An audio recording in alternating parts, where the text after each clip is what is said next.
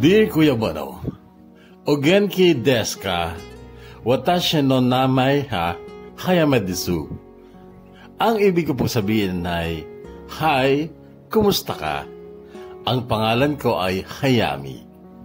Ang Hayami, Kuya Bono, ay Japanese name na ang ibig sabihin ay hindi pangkaraniwang kagandahan. Hindi ko po sinasabing magandang-maganda ako, pero di ba ang kagandahan naman ay nasa mata ng tumitingin. Pero ang tiyak ay nagandahan sa akin ng mga Hapon at sa katunayan ako ay nakapag-asawa ng isang Hapon. Ay teka, itatama ko lang po. Partner lang pala kasi hindi naman kami ikinasal. Taong 2013 ako nagpunta ng Nagoya, Japan sa pamamagitan ng entertainment visa, meaning sa club ako magtatrabaho bilang entertainer. Singer-dancer ako, Kuya Bono, at para sa una pa lang ay malinaw sa lahat, hindi po lahat ng Japayuki ay prostitute o pokpok. Mahigpit po ang batas sa Japan na nagbabawal sa prostitution, kaya kung ang isang Pinay ay ayaw niya maging prosti, hindi siya magiging prosti at suportado siya ng batas ng mga Hapon. Kanya nga lang ay may mga Japayuki na sumasama sa mga customers nila sa labas upang makipag-date. At bahala na kung anong mangyayari, pero isa lang ang tiyak. Kumita sila ng extra lapad. But still, wala kang karapatang tawagin silang pokpok. Nega ka pokpok, uri apa pokpok, uri apa pokpok kita, uri apa pokpok kita.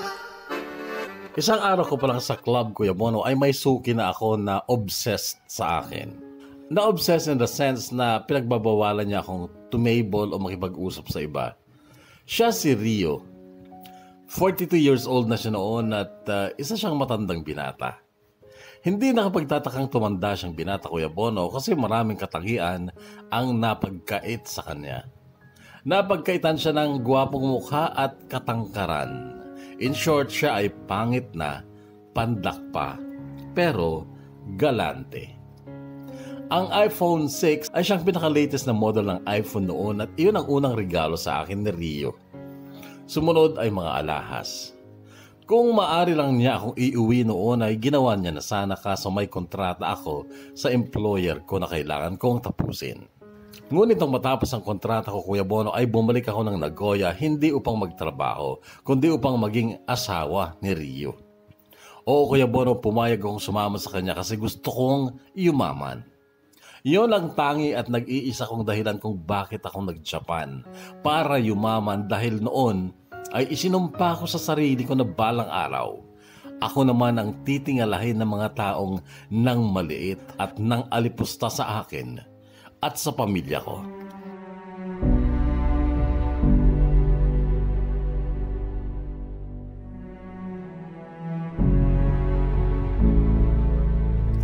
Mabait si Rio kaya siya ang sinamahan ko. Nagtitraining pa lang ako sa Maynila noon, Kuya Bono, ay naririnig ko na ang mga usap-usapan nila na ang mga Pinay sa club sa Japan ay sex object ang tingin ng mga Hapon. Mababa ang tingin nila sa mga Pinay, laruan o parausan. Hindi raw yan maiiwasan pero ako naiwasan kong mabastos dahil kay Rio. Dahil sa loob ng 2 taon ay halos gabi-gabi siya sa club at siya lang lagi ang ka-table ko. Kapag may gaming hindi siya nakakapunta ay hindi ako lumalabas ng backstage kasi ayaw ko talagang matsansingan ng mga manyakis na Hapon. Noong matapos nga ang unang kontrata ko, Kuya Bono, ay umuwi ako dito sa Pilipinas pero sa Maynila lang ako nagstay. Hindi ako umuwi sa amin. Kulang pa kasi ang pera ko noon. Hindi pa ako mayaman. Sina mama lang ang nagpunta sa Maynila para makasama ako. Noong bumalik ako ng Japan ay tourist visa na ang hawak ko kasi nga hindi naman ako magtatrabaho. Sasama na ako kay Rio, iuwi niya na ako sa bahay niya. Masayang-masaya si Rio nang makita niya ako sa airport, Kuya Bono. Nakapag-aral si Rio kaya magaling siya mag-English. English ang salitang gamit namin kapag kami ay nag-uusap. So from airport ay tumuloy kami sa bahay ni Rio na nasa Renshu Inn. Isang parang barangay na nasasakupan pa rin ng Kasugay. Pero malayo ito sa syudad ng Kasugay. Ang Kasugay naman, Kuya Bono, ay malapit lang sa Nagoya. Halos 10 minutes lang yata ang layo, kaya naman kahit gabi-gabi si Rio noon sa club sa Ikeda Park ay okay lang. Ang Ikeda Park naman, Kuya Bono, ay ang lugar sa Nagoya na siyang kinaroroonan ng mga nightclubs at kung saan ka makakakita ng napakaraming Japayuki na galing din sa iba't ibang bansa. Pero karamihan talaga ay galing dito sa Pilipinas. Nagulat nga lang ako nung pumasok na kami sa malamansyong bahay ni Rio dahil may nadatnan akong magandang Pilipina. Naka-ismid sa akin noon ang babae. Lalo ako nagulat nung ipakilala ni Rio sa akin ang babaeng yun at ang sabi niya, "This is Asahi, the first wife. Asahi, this is Hayami, the second wife." Nabulag ang utak ko sa katotohanan yun, Kuya Bono, na dalawa pala kaming babae sa buhay at bahay ni Rio. Si Asahi ay Pilipina at hula ko ay si Rio din ang nagbigay sa kanya ng pangalang Asahi para sa kanya. Hindi kami nagkamay ni Asahi noon, Kuya Bono, dahil nakataos noo at kilay siya at naka-ismid pa sa akin. Hindi ko alam kung paano ako noon aakto sa behavior na yon ni Asahi. Napaka-awkward, Kuya Bono. Binigyan ako ni Rio ng isang maluwang at magandang kwarto sa second floor ng mansyon. Napakaganda ng tanawin kapag ikaw ay tatanaw sa bintana. Makikita mo ang napakalawak na barley plantation. Dati nang naikwento sa akin ni Rio na meron siyang taniman ng barley, pero hindi ko inakala na ganun pala yun kalawak. Hindi nakapagtataka, Kuya Bono, kung bakit napakayaman niya. At kaya niyang mag-asawa nga ng dalawa. Hindi ka agad ako nakatulog ng gabing yun, Kuya Bono, dahil iniisip ko na baka kunin na ni Rio ang pagkababae ko kasi nga naiuwi niya na ako. Pero yun ay hindi niya ginawa. Umalis siya nung matapos kaming mag-dinner. 3 kami. Taas noo pa rin sa akin noon si Asahi at hindi niya ako kinakausap kahit sinabi na ni Rio na dapat daw ay maging magkaibigan kami ng isang asawa niya na si Asahi. Pasado 12:00 ng madaling araw nung may kumatok sa pinto ng silid ko. Noon na ako sobrang kinabahan, Kuya Bono, kasi alam kong si Rio na yon. Baka uminom lang ng alak sa bar at umuwing nakainom at gagalawin niya na ako. Hindi ako virgin noon, Kuya Bono. 5 beses na akong nakipagtalik sa lalaki bago ako nag-Japan. Pero kung bakit parang hindi ako willing na ibigay ang katawan ko kay Rio. Lumakas pa ang mga katok sa pinto at kahit kabadong-kabado ako, ay napilitan akong buksan yon.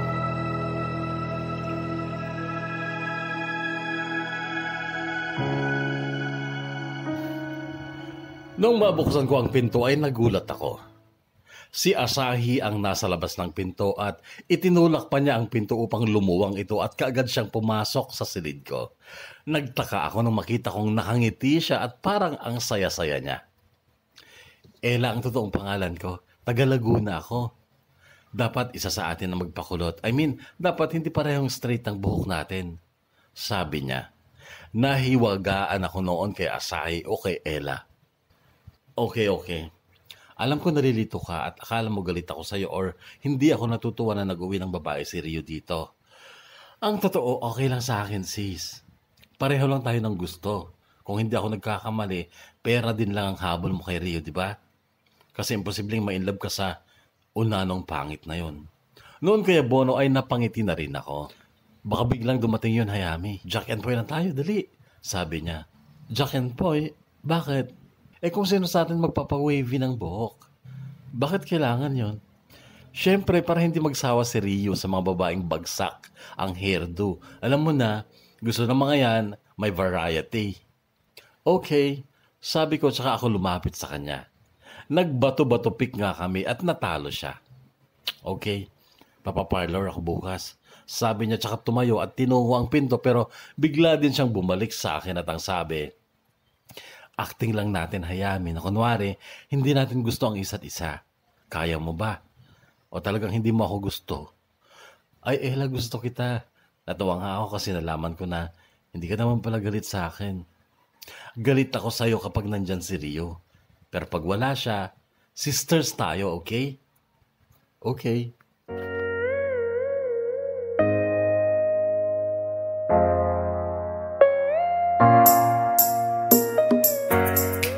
Pang-5 gabi ko sa kasugay nung angkinin ako ni Rio, Kuya Bono.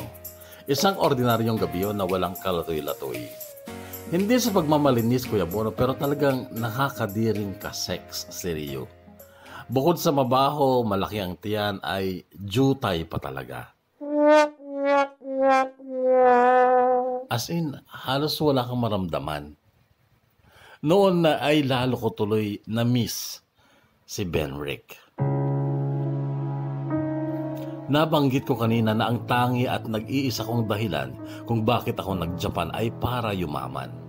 Tama, Kuya Bono, pero ang nagtulak sa akin para lumayo ay si Benrick.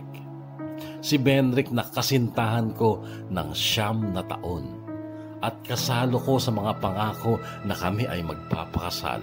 Pangakong magiging mag-asawa kami at magkasamang tatanda. Pero lahat ng ito ay nasira dahil sa isang pagkakamali. Pagkakamali ko, Kuya Bono. Sa akin nagsimula ang sanhi upang lumabo ang relasyon namin ni Benrick na itinuloy naman niya dahil kaagad siyang nagmahal ng iba. Pinalitan niya ako, iniwan niya ako, at ang 9 na taon namin bilang magkasintahan ay biglang natuldukan, biglang nagwakas.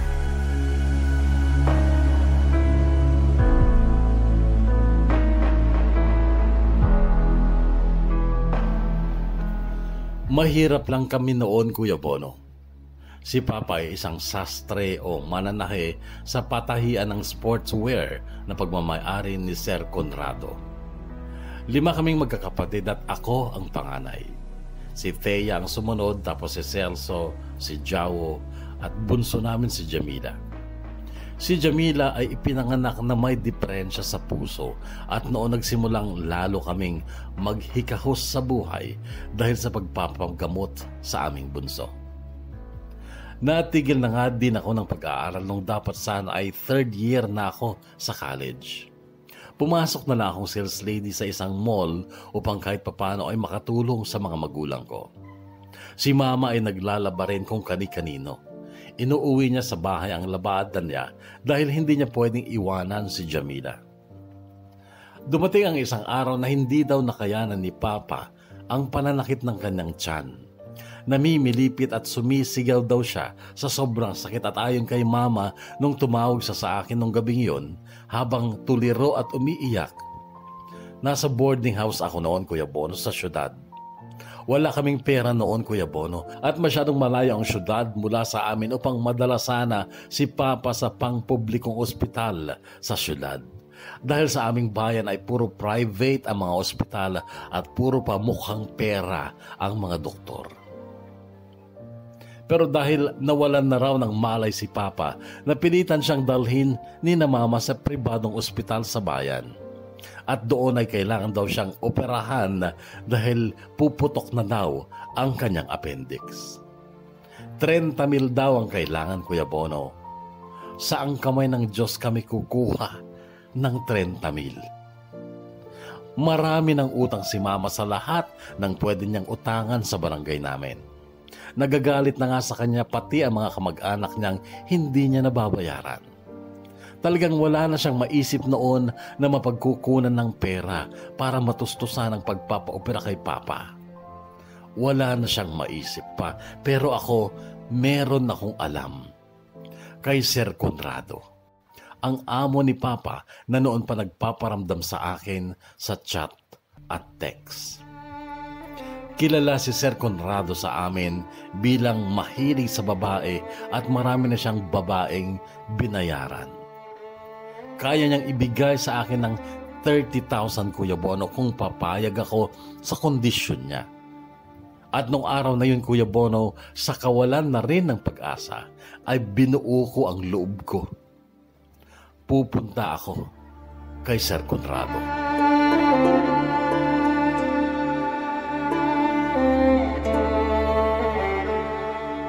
Noong magdesisyon akong mag-text kay Sir Conrado ay si Benric ang nasa isip ko. Alam kong hindi niya ako mapapatawad kapag nalaman niyang lumapit ako sa taong sobra niyang kinasusuklaman. First year high school pa lang kami ni na Benric noong regaluhan siya ng bayaw niyang Amerikano ng tuta na Golden Retriever at pinangalanan pa niya ito ng Benben.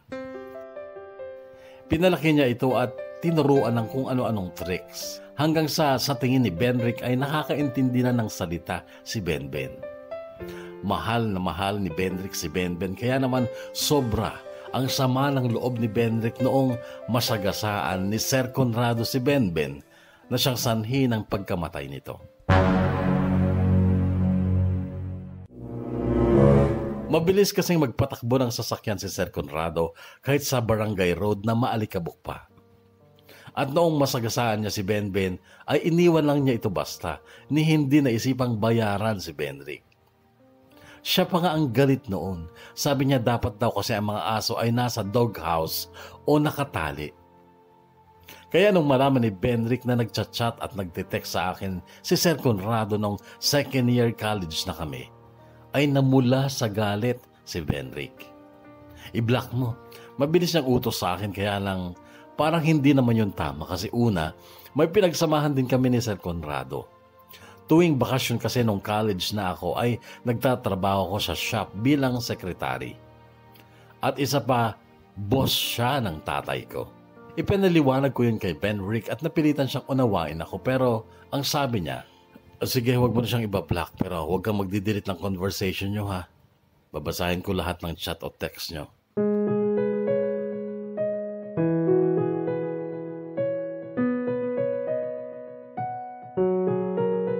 Edad 20 ako noon, Kuya Bono, noong ipagbili ko ang katawan ko kay Sir Conrado sa halagang 30,000 pesos. Pikit mata ay ginawa ko yun. Kaya lang, baboy pala siya talaga pagdating sa kama. May mga ginawa siyang hindi namin ginagawa ni Benric. Oo, Kuya Bono, may nangyayari na sa amin ni Benric noon. Noong 18th birthday pa lang ni Benric ay nakuha niya na ako at nasundan pa yon ng 4 na beses bago pa ako mabili ni Sir Conrado. Iba si Benric, Kuya Bono. Masarap siya. At hindi pangkaraniwan ang sukat ng kanyang, alam mo na. Medyo makapal ang pang-ibabang labi niya kaya naman kay sarap niyang humalik. Guwapo siya at malinis pa sa katawan at nung huli naming pagtatalik ay almost perfect na ang katawan ni Benric. Hindi malaking-malaki ang mga muscles niya pero siksik ang mga ito sa laman at mayroon na rin siyang 6-pack abs noon. Moreno ang kulay ng balat ni Benric pero pino at makinis. Matangkad siya sa height na 5'9" at ang mga hita at binti niya ay siksik din sa laman. Napaka-athletic ng body figure ni Benric, Kuya Bono. Well-trimmed. At mainit siyang humalik at mahigpit siyang yumakap. Kaya't talagang kasasabikan mo siyang makapiling intimately. Maganda rin ako, Kuya Bono, hindi sa pagyayabang. Napakaraming lumalapit sa akin at kinukumbinsi akong sumali sa mga beauty pageant noon pero ayaw akong payagan ni Benric. Minsan lang niya ako pinayagang sumali sa beauty contest, noon lang pista ng barangay namin. Lahat kasi ng muse ng bawat basketball team na kasama sa liga ay maglalaban-laban din para sa isang beauty contest. Ako ang sure winner noon, Kuya Bono, dahil nga sa maganda ako, maputi, matangkad na rin sa height na 5'6 and a half. At magaling akong kumanta at sumayaw. In fact, ako pa ang best in talent. Ang mga pisikal kong katangian ay namana ko sa aking ina na isang bisdak or solid Bisaya. Natural na maputi si Mama at maganda noong kabataan niya. Alam ng lahat ng tao sa barangay namin, Kuya Bono, na dating hostess si Mama sa beer house. At doon siya nakilala ni Papa at sila ay nag-ibigan at naging mag-asawa. Si Mama ay nagbagong buhay matagal na panahon na, pero hanggang ngayon ay hindi nabubura sa mata at isip ng mga tao ang dating buhay ni Mama. May narinig ako minsan noon, nag-uusap ang dalawang matandang lalaki. Hindi nila alam na naroon ako. Ang tawag nila kay Mama ay Tesing Hostess. Tessie kasi ang pangalan ni Mama, Kuya Bono. At noong sumugod sa boarding house ko si Benrick 5 gabi matapos kong ibenta kay Sir Conrado ang katawan ko, ay narinig ko sa kanya mga salitang mana-mana lang talaga sa pagkaputa. Anong sabi mo, Benrick? Mana ka kako sa ina mo. Binibenta mo rin ang katawan mo para magkapera. Nasampal ko si Benrick noon, Kuya Bono, for the first time. Puta, galit ka pa. Haya, ako ang dapat magalit dahil hindi ko matanggap yung ginawa mo. Iniputan mo ako sa ulo. Sobrang dismayado ako sa'yo. Akala ko matino kang babae. Pokpok ka rin pala gaya ng nanay mo.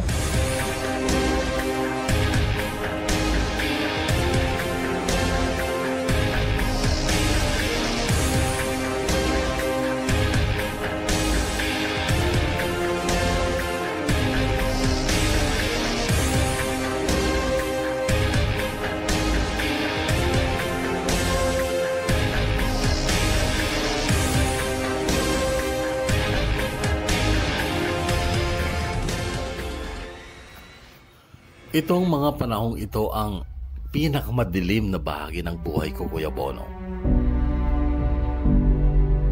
Hinintay kong bumalik si Benrick para mag-sorry sa nasabi niya. Inakala ko na lalamig din ang ulo niya at mauunawaan din niya ako na sinalba ko lang ang buhay ng papa ko, kaya ko yun ginawa. Pero hindi na siya muling nagpakita sa akin. Hindi ko matanggap na sa isang iglap ay nawala yung pagmamahal niya sa akin. Dati paulit-ulit niyang sinasabi na ako ang buhay niya, ako ang mundo niya, at hindi niya maisip kung paano mabuhay nang wala ako. Pero anong nangyari? Nawala lahat ng damdamin niya sa akin dahil sa nagawa ko. At ang pinakamasakit sa lahat ay noong may inuwi na siyang babae sa bahay nila. At ang babaeng yon, ayon sa mga kaibigan namin, ay kapalit ko daw sa buhay ni Benrick.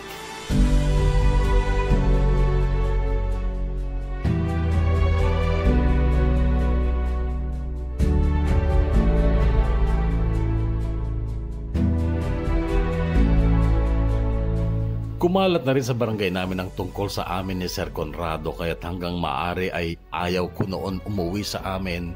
Pero isang araw ay tumawag si Thea na kapatid ko at ang sabi niya ay makukulong daw si Mama. Makukulong? Bakit anong ginawa niya? Pinabarangay siya, ate. Mamayang 3:00 maghaharap-harap sa barangay. Bakit nga? Anong nagawa niya? Yung mga utang niya na hindi niya nababayaran, nireklamo siya kay Kapitan. Ate, baka may pera ka na. Makabayad lang tayo kahit partial lang sa mga nautangan ni Mama. Oo, sige, uuwi ako. Haharap tayo sa barangay. Kasusweldo ko nga lang noon, Kuya Bono, at saka may nagpapautang sa mall. Umutang pa ako para kahit papano ay makabayad kami ng partial sa mga utang ni Mama. Humarap nga kami sa barangay noon at maluhaluhang nagpaliwanag si Mama sa harap ng Kapitan at sa mga taong nautangan niya. May sakit kasi yung bunsong anak ko. Hindi pwedeng mawalan ng gamot. At kailangan regular ang check-up. At yung 2 anak ko nasa high school, kailangan din ng baon. At si Emer naman, porsyentuhan lang sa tahian. Kaya't madalas ay kapos talaga kami sa pera. Ganito ang mangiyak-ngiyak na paliwanag ni Mama noon, pero biglang sumabad si Auntie Ruming. Malayo namin siyang kamag-anak at ang sabi niya, "Hay nako, karma lang yan. Dinudusa lang kayo ng ating Diyos dahil sa mga nagawa niyong kasalanan."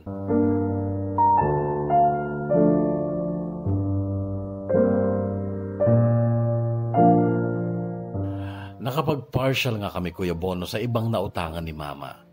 Yung iba ay hindi nabigyan kasi yung nabigyan ng partial ay umangal pa at nagpadagdag pa. Si Auntie Belinda naman na malayo din namin kamag-anak ay nagsalita sa akin. "Oy, Ba't di ka na lang kasi humilata ulit kay Conrado para mabayaran mo kaming lahat?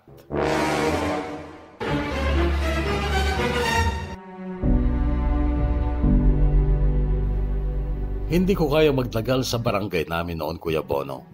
Patong-patong ang mga nagpapasama ng loob ko.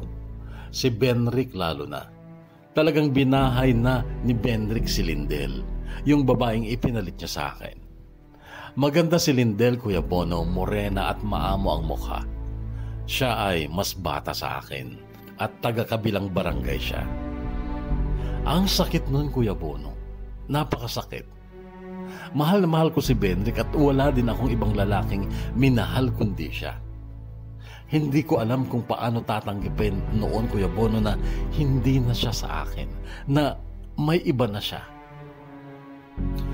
Tapos sa bahay, ang hirap din ng sitwasyon namin. Madalas kumain kami na walang ulam, mantika at asin o kape, mantika at asin. Wala na kasing tindahan ang gustong magpautang kay Mama habang hinihintay sana ang sahod namin ni Papa. Ang mga kapatid ko rin, sa kagustuhan nilang huwag huminto ng pag-aaral, pumapasok silang walang baon. At naglalakad sila sa kainitan ng araw makapasok lang sa eskwela. At ako bilang panganay ay hirap akong makita silang ganon, kaya dapat may gawin ako. Hindi pwedeng tumanganga lang ako. Kaya noong may kasamahan kami sa mall na magti-training sa Maynila para makapag-Japan, sumama ako. Hindi na ako nagdalawang isip, Kuya Bono. Kahit ano pang sabihin ng iba na magiging Japayuki ako, wala akong pakialam. Wala kasing mangyayari sa pagiging sales lady ko. Kailangan kong yumaman para sa pamilya ko.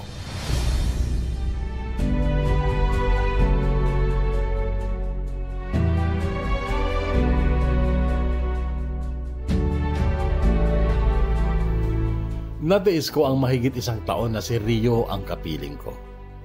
Napag-aaralan naman palang pakapalin ang sikmura, Kuya Bono, alang-alang sa pera.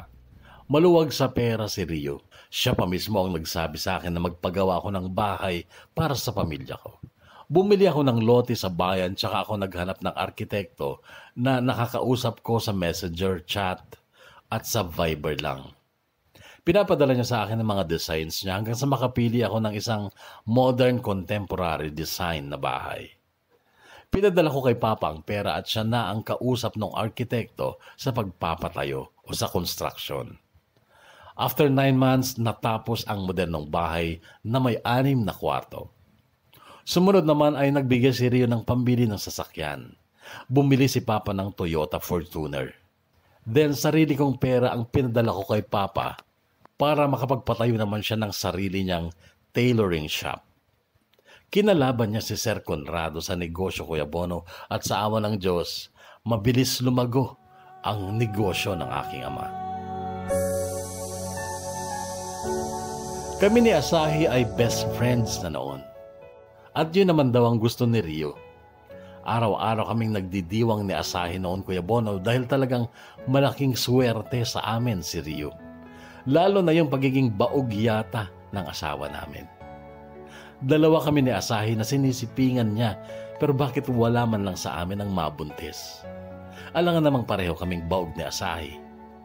Kaya mas madaling paniwalaan, Kuya Bono, na si Rio ang may diferensya at okay yon sa amin ni Asahi. Okay na okay yun. Tingin nga namin ay alam na ni Rio na baog siya kasi bakit hindi siya nagrereklamo sa amin ni Asahi? Bakit hindi niya kami tinatanong kung ba't hindi kami nabubuntis? Kung ako lang, Kuya Bono, ay gusto kong mabuntis. Gusto kong magkaanak. Pero ang gusto ko ay si Benrick ang ama.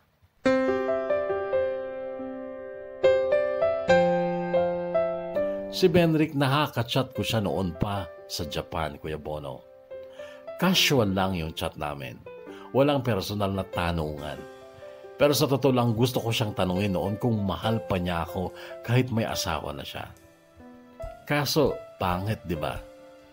So, napag-uusapan lang namin sa chat ay tungkol sa buhay-buhay namin, trabaho, weather, at kung ano-ano pa. After 2 years ko ulit sa Japan, Kuya Bono, ay sumurrender ako sa embassy.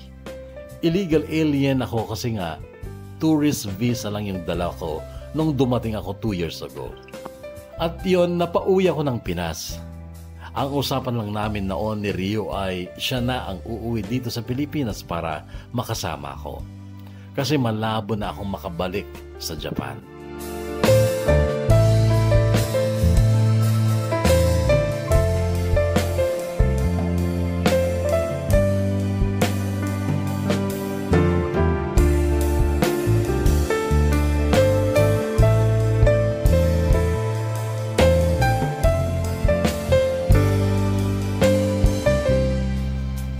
Palawang araw ko pa lang dito sa amin matapos akong manggaling sa Japan ay hindi ako nakatiis, Kuya Bono.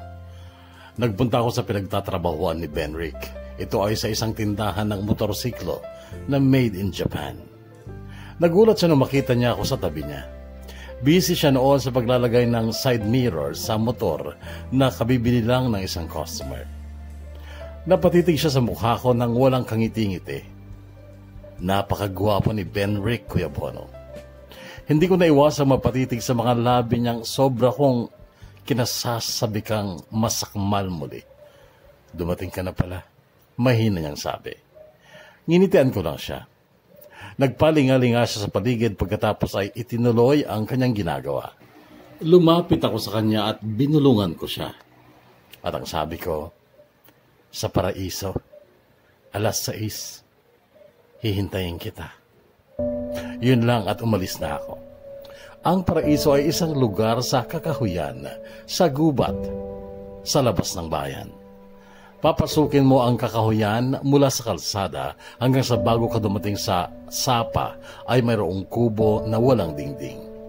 Ang kubo na yon ay pagmamay-ari ng uncle ni Benrick na may malawak na taniman ng gulay sa tabi ng sapa o batis. Sa kubong yon, sila nagpapahinga kapag tanghali. Kami ni Benrick ang tumawag na paraiso sa lugar na yon dahil para itong paraiso sa amin. Maraming matatayog na puno sa paligid at maganda ang batis na may malaking bato sa mga pampang nito. Malinis at malamig ang tubig ng batis at sa lupang nakapalibot sa kubo ay tinubuan noon ang mga damong namumulaklak ng kulay dilaw. Tinawag naming paraiso yon dahil doon din naganap ang unang tikim namin ni Benrick sa tinatawag nilang langit.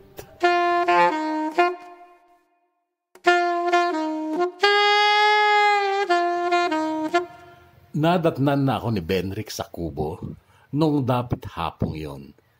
Paglapit ko sa kanya ay wala ng intro-intro. Sinakmal niya kaagad ang mga labi ko kasabay ng mainit niyang yakap. At ang kanyang malilikot na kamay nakabisado ko pa rin kung saan gagapang. Eksperto ang mga daliri ni Benrick sa mga butones, Kuya Bono. At ako naman sa zipper.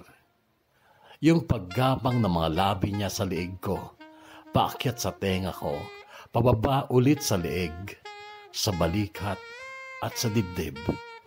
Para akong nakalutang sa alapaap, Kuya Bono.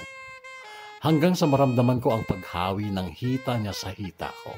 At kasunod nun ay ang kanyang pagpasok. At dahil sa di pangkaraniwang sukat nito, ay napakagatlabi na lang ako.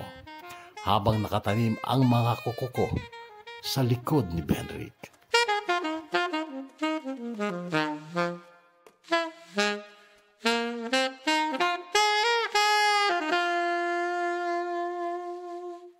After 3 months, nasa banyo ako at may hawak na pity kit.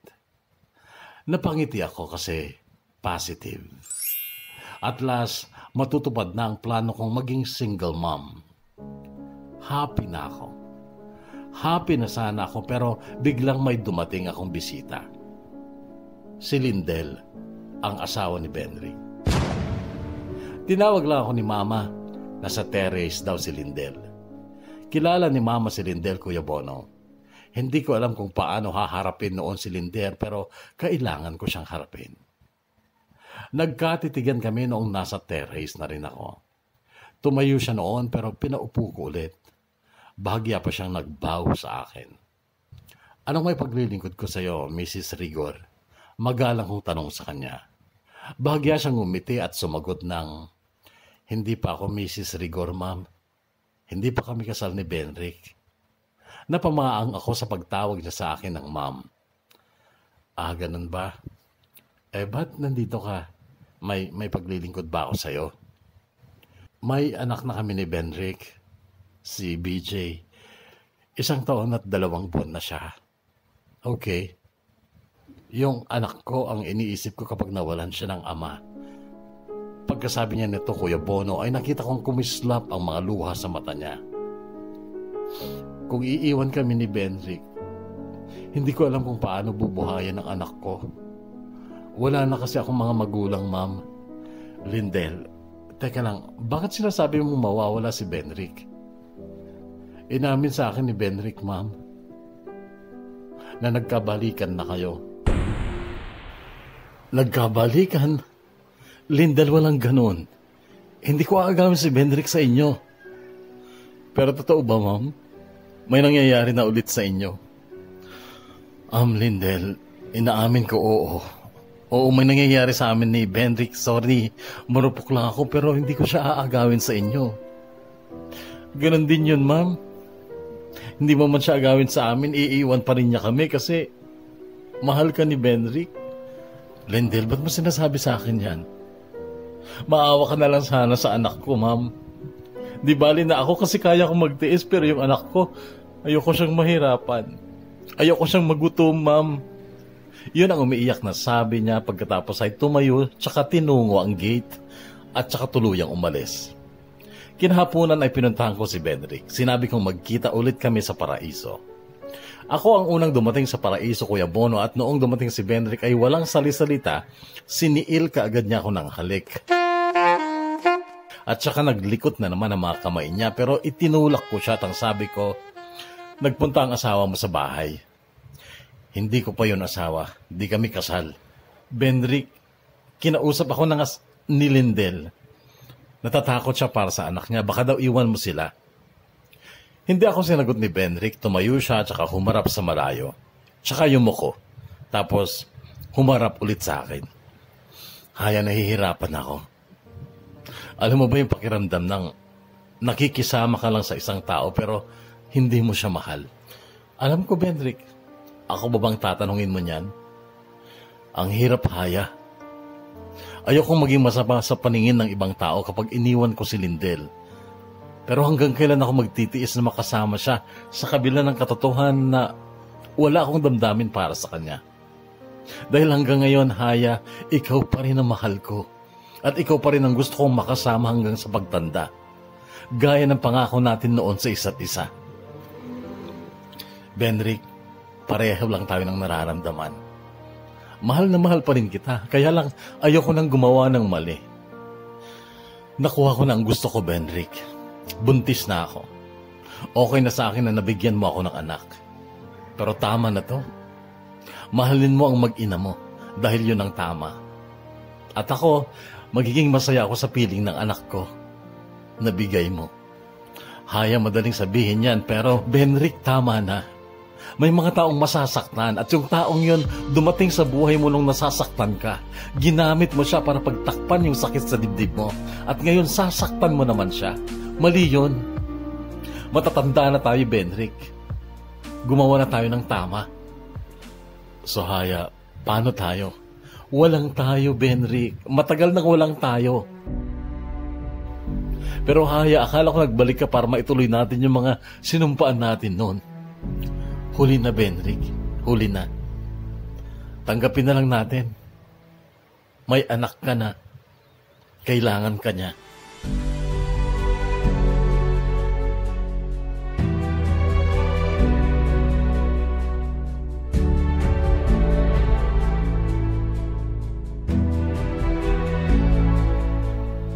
Masakit din sa akin, Kuya Bono, na ako na mismo ang tumapos sa ilusyong pwede pa kami ni Benrick. Kaya lang nung makilala ko si Lindel, naawa talaga ako. Mabait siyang babae at mahina. Hindi siya kagaya kong palaban. Ayaw kong dagdagan yung pasakit ni Lindel kaya't nilayuan ko na si Benrick.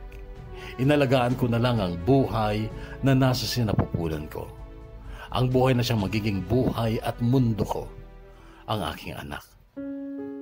3 buwan ang lumipas galing ako sa syudad at ako'y nagpa-check up. Nung dumating ako sa bahay, nadatnan ko si Lindell at ang anak niya. At napansin ko rin ang 2 malalaking bag na nasa tabi ng upuan. At si Lindell parang dati nang umiyak. At nung makita niya ako, bumati pa siya ng good afternoon, ma'am. Tapos inutusan niya ang anak niya na magmano sa akin. Ang cute ng anak niyang si BJ. Kahawig ni Benrick. Ma'am, nilakasan ko na ng loob kong magpunta dito para kausapin ka. Simula niya pero agad nag-unahan ng mga luha sa mata niya na mabilis niyang pinahid ng panyong hawak niya. Suko na kasi ako, ma'am. Wala na talagang pag-asang mahalin ako ni Benrick. Lindell, nag-usap na kami ni Benrick. Actually, iniiwasan ko na siya. 3 months na kami hindi nagkikita. Alam ko po yan, ma'am. Pero hindi yan makakatulong sa totoong problema, ma'am. Kaya nagdesisyon na akong umalis. Kailangan ko siyang palayain. Kasi alam ko na yun yung tama. Mali naman kasi ako. Noon, ako ang lumapit sa kanya. Kasi matagal ko na siyang gusto, ma'am. Tapos nung iwasan ka niya, sinamantala ko naman na isiksik yung sarili ko sa kanya kahit alam kong hindi niya ako mahal. Nung may mangyari sa amin, hindi ko na siya hiniwalayan kahit alam kong hindi niya ako mahal. Pero sabi ko, baka kapag nanganak ako, baka matutunan niya akong mahalin. Pero hindi pa rin pala. Ngayon aalis na ako. Pupunta akong Maynila. Kaya lang itong bata, hindi ko pwedeng isama kasi paano ko makakapagtrabaho kung kasama ko siya? Kaya makikiusap sana ako, ma'am, kung pwede. Iwanan ko muna siya sa inyo. Alam kong mamahalin niyo ang batang ito kasi anak ito ng lalaking mahal niyo. Kailangan ko pang tanggapin na hindi si Benrick ang para sa akin.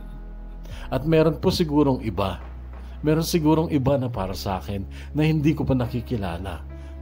At hindi ko yan makikilala kung patuloy kong pinipilit o sinisiksik yung sarili ko sa lalaking hindi naman ako ang mahal niya. Di ba, ma'am? Lindell, pinag-isipan mo bang mabuti yung mga to? Oo, ma'am. Araw-gabi. Halos hindi na nga ako natutulog sa kakaisip eh. At alam kong tama ako, ma'am. Kayo ni Benrick ang para sa isa't isa.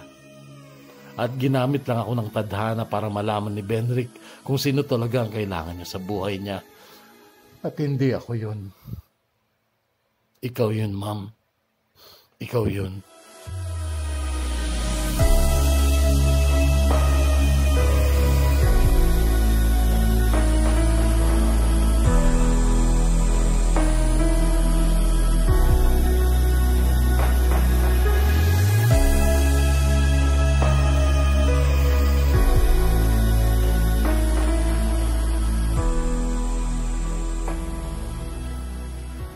So nagsama nga kami ni Benrick, Kuya Bono, at makaraan ng 9 na buwan ay nagpakasal kami. 3 months old na noon si Janelle na anak namin. Si BJ na anak nila ni Lindell ang aming ring bearer noon. Dumating din noon si Lindell na noon ay masaya na sa kasama niyang binata na taga Marilao, Bulacan daw at supervisor niya sa pinagtatrabahuan niya. Na-promote naman si Benrick bilang manager at nalipat ng assignment dito sa Quezon Province. Naipaalam ko na rin kay Rio na nag-asawa na ako nung panahong nagbabalak siyang pumunta dito para makasama ako. Nagalit siya, Kuya Bono.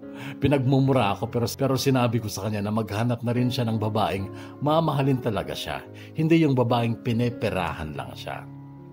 Ang tanong niya sa akin noon, do you think Asahi loves me or she just loves my money? Is it for you to find out, Rio? Ask Asahi to marry you.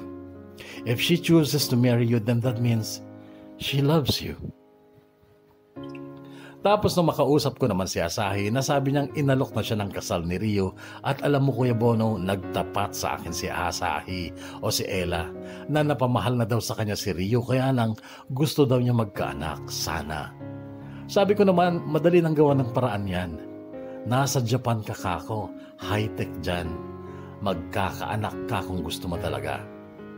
Artificial insemination ang tinutukoy ko sa kanya, Kuya Bono, at sumang-ayon naman siya. So after 3 months, nagpakasal nga sila. Kaya si Ella o si Asahi, siya ang totoong winner, Kuya Bono, kasi napakayaman ng lalaking mahal niya. May kaya na rin ako sa buhay, Kuya Bono, dahil marami akong nakuhang property at pera mula kay Rio at nagtayo na rin ako ng negosyo dito. At naalala ko yung mga taong nang maliit sa amin noong naghihirap kami. Baliwala na. Kapag pala nasa kamay mo na yung tagumpay, mawawala na rin yung galit sa puso mo. Kasi mas nananaig yung pagpapasalamat sa tagumpay na nakamit mo. Kaya wala ka na rin ganang gumante. Hanggang dito na lang, Kuya Bono, at sana'y naibigan nyo ang kwentong ito ng buhay at pag-ibig ko. Sayonara! Lubos na gumagalang at nagpapasalamat, Hayami or Mrs. Helen Grace Zapanta Rigor.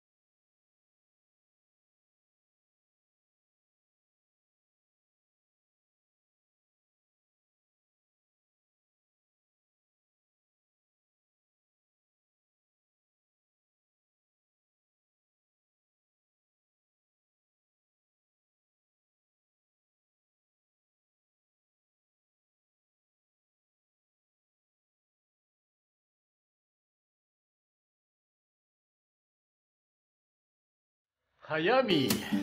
Kaswerte mo naman, no? Kasi Hayami yung asawa mo. Gusto kong purihin si Lindell sa kwento mo. Kumbaga sa pelikula siya ay supporting actress lang. Pero yung kanyang role, pang-bida. Saludo ako sa kanya, matalino siya, at may mabuti siyang puso. Tama nga naman, ba't mo pa ipipilit yung sarili mo? Kung alam mo namang somewhere out there, ay meron talagang lalaking tunay na magmamahal sa'yo. Good for that. Gusto ko rin pansinin yung sinabi ni Sir Conrado tungkol dun sa mga aso na dapat nasa kulungan, nasa cage o kaya nakatali. Totoo po yan. Dapat talaga sa lahat ng mga aso, lalo na sa mga barangay, huwag pong gagala-gala. Kasi ang dami na pong namatay, ang dami nang naaksidente, lalo na yung mga bikers. Tama, di ba? Yung mga nagmumotor na single, bikers. Bikers ang tawag sa kanila kasi yung mga nagbibisikleta naman ang tawag sa kanila ay cyclist. At ang common term for those two ay rider. I should know because I walk. Maraming salamat, kahugot na Hayami or Helen Grace for you sharing your story. Sa kwento mo, hindi ka man lang nagsimba, no? Pero alam talaga ng Diyos kung ano yung hangarin ng puso mo at ibinigay niya yun sa'yo. Kasi hindi lang yun para sa'yo, kundi para din sa pamilya mo. Magpasalamat ka. Okay? At salamat sa iyo again for sharing your story. At sa mga kahugot nating muling sumubaybay sa DKB, Dear Kuya Bono, kahugot mo sa bawat kwento, thank you so much. Tumangkilik po at mag-subscribe sa Bonus Love Tube, the Kahugot YouTube channel. Hanggang sa muli.